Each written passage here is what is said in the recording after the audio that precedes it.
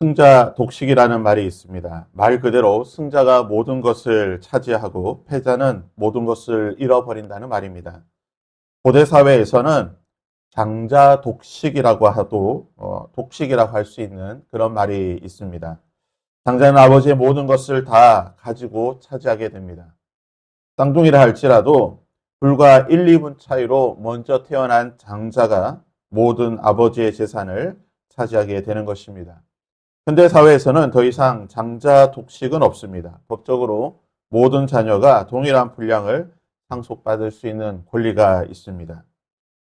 15장에서부터 본격적으로 각 지파별로 땅을 분배하는 기록이 있습니다.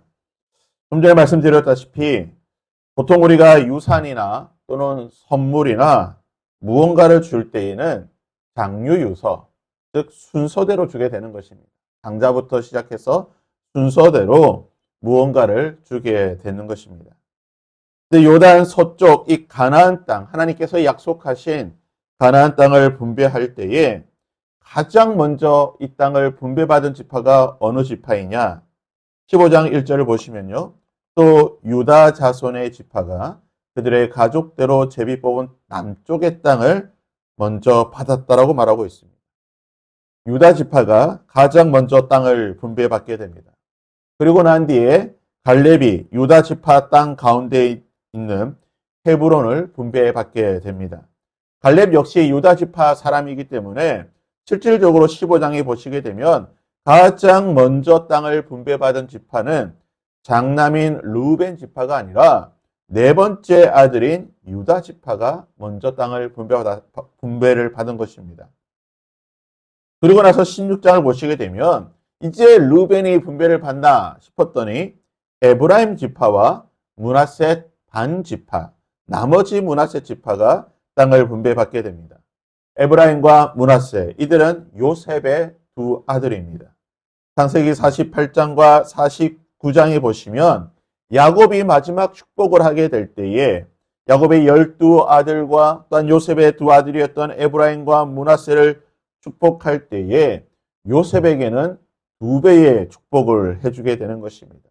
마치 장자인 것처럼 요셉에게는 2배의 축복을 하게 되는 것이고, 그래서 하나님께 더 이상 가나안 땅의 기업을 받지 못하던 레위 지파 대신에 4절 말씀에 보시면 요셉의 자손 므낫세와 에브라임이 각각 한 지파로서 하나님 앞에 기업을 분배받게 되는 하나의 지파로서의 그 역할을 감당하게 되었다라고 말하고 있습니다. 야곱의 장남은 루벤입니다. 둘째는 차남인 둘째는 시므온입니다. 그런데 루벤 지파는 이미 요단 동쪽을 분배받았기 때문에 더 이상 이 남쪽, 이 서쪽 땅, 약속의 땅인 서쪽의 땅은 분배받지 못하게 됩니다. 먼저 분배를 받지 못했다 하더라도 그렇다면 차남인 시므온이 먼저 분배를 받아야 되는 것인데 막내인 베냐민 지파가 분배를 받고 난 뒤에 그제서야 나머지 지파들이 순서대로 분배받을 때에 이 시므온 지파가 분배를 받게 되는 것입니다. 지도를 보시게 되면요. 므낫세 지파, 갓 지파, 루벤 지파가 동쪽 지역을 분배받게 되고 나머지 지파들이 서쪽을 이렇게 분배받은 지도를 볼 수가 있습니다.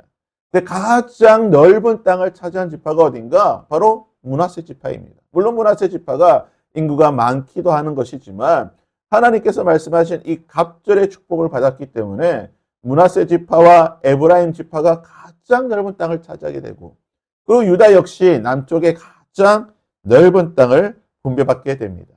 시므온 지파는요, 유다 지파 안에 있는 땅을 분배받게 되는 것이고 루벤 지파는 가장 동쪽 아래쪽에 있는 땅을 분배받았습니다.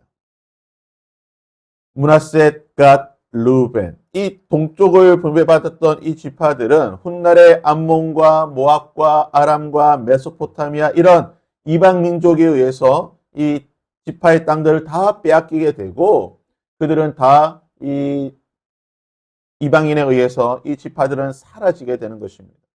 시므온 지파 역시 유다 지파 안에 있긴 하였으나 시간이 지나면서 점차 유다 지파에 흡수되고 결국은 시몬 지파는 사라지게 되고 유다 지파가 이 모든 땅을 차지하게 되는 것을 보게 됩니다. 그렇다면 왜 이런 일이 일어나게 되는 것일까요? 장자 독식을 하지 못한다 할지라도 장남인 루벤, 차남인 시므온이 그래도 먼저 좀 좋은 땅을 분배받고 더 넓은 땅을 받아야 되는 것인데 좀 안 좋은 땅을 분배받았고 그나마 자신들이 분배받았던 땅조차도 제대로 지키지 못하고 다 빼앗기게 되고 결국은 이 지파들이 사라지게 되는 이런 비극적인 일이 일어난 이유가 무엇일까요? 그들의 조상 르벤과 시몬의 범죄로 말미암아 이러한 결과가 있었다는 것입니다. 르벤은 아버지 야곱의 첩이었던 빌하와 불륜을 저질렀습니다. 자신의 정욕을 이기지 못해 아버지의 침상을 더럽혔고 아버지를 욕되게 하였습니다. 이로 인해 르벤은 장자의 권리를 박탈당하게 됩니다. 장남의 이 장자의 권리를 박탈당하게 되니까 자연스럽게 차남인 시몬이 이 권리를 이어받게 됩니다.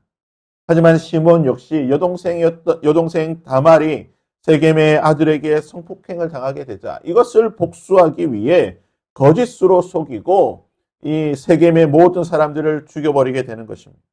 일로 말미암아 야곱의 집안이 큰 위험에 빠지게 됩니다. 멸족을 당할 뻔한 어려움에 처하게 되었습니다. 이로 말미암아 차남이었던 시몬 역시 장남의 권리를 빼앗기게 되는 것입니다.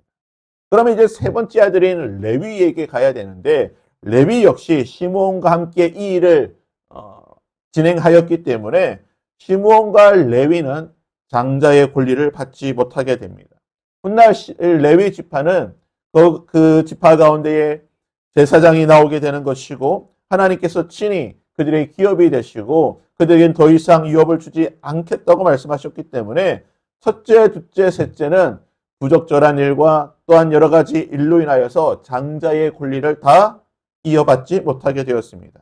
그렇다면 넷째인 유다에게 기회가 오게 되었습니다. 창세기와 그리고 이스라엘의 여러 역사들, 성경의 말씀들을 살펴보게 되면 유다는 넷째였지만 실질적으로 장남의 역할을 감당하게 됩니다. 요셉이 잡혀가는 일, 그리고 요셉과 만나고 또한 요셉과 여러 가지 일들을 진행하는 일에 있어 이 유다는 장남의 역할을 감당하였습니다. 강력한 리더십을 발휘하게 되고 형제들 사이에 있던 여러 가지 어려움과 그 분란을 잘 중재하고 자신이 대신하여 형제들을 섬기고 희생하는 여러 이 장남의 첫째의 모습을 잘 보여주었습니다. 결국 유다의 이런 모습은 장자로서의 역할을 감당하기에 충분하였고 아버지 야곱은 유다에게 장자의 축복을 하게 되는 것입니다. 그리고 그 축복대로 유다 지파에게서 다윗 왕국이 나오게 되고 예수 그리스도의 계보가 이어지게 되는 복을 받았습니다. 요셉은 11번째 아들입니다. 우리가 잘 알고 있듯이 야곱이 가장 사랑했던 그리고 실질적으로 야곱에게 있어 첫 번째 부인이라고 할 수 있는 사람은 바로 라헬입니다. 라헬과 먼저 결혼하였으나 잘못된 그런 여러 가지 일들로 인하여서 레아와 결혼하게 되는 일이 있게 되는 것이죠. 그래서 야곱에게 있어 첫 번째 부인은 바로 라헬이었고 라헬이 낳았던 첫 번째 아들이 바로 요셉인 것입니다. 그래서 태어난 순서로는 11번째로 태어나긴 하였지만 혈통의 어떤 정통성으로 볼 때는 요셉이 첫 번째 아들이고 두 번째 아들은 바로 베냐민입니다. 그러기에 야곱은 요셉에게 장자의 축복을 하였던 것입니다.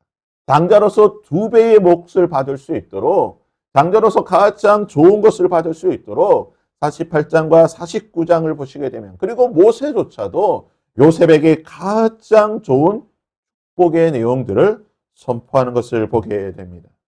그래서 가나안 땅을 분배하고 있는 이 기록 15장, 16장, 17장, 18장을 보시게 되면 명분상 장자였던 유다 지파가 가장 먼저 땅을 분배받게 됩니다.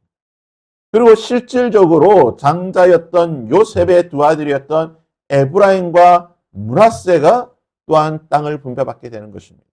그 이후에 7지파가 순서대로 그 땅을 분배받는 것을 보게 됩니다. 사랑하는 여러분, 우리는 하나님의 뜻, 하나님의 섭리, 하나님의 계획, 하나님의 목적, 우리가 이것을 다 알고 이해할 수는 없습니다. 정확하게 하나님의 뜻이 무엇인가, 정확하게 하나님의 섭리와 계획이 무엇인가 확신할 수 없습니다. 그러기에 우리는 포기할 수 없는 것입니다.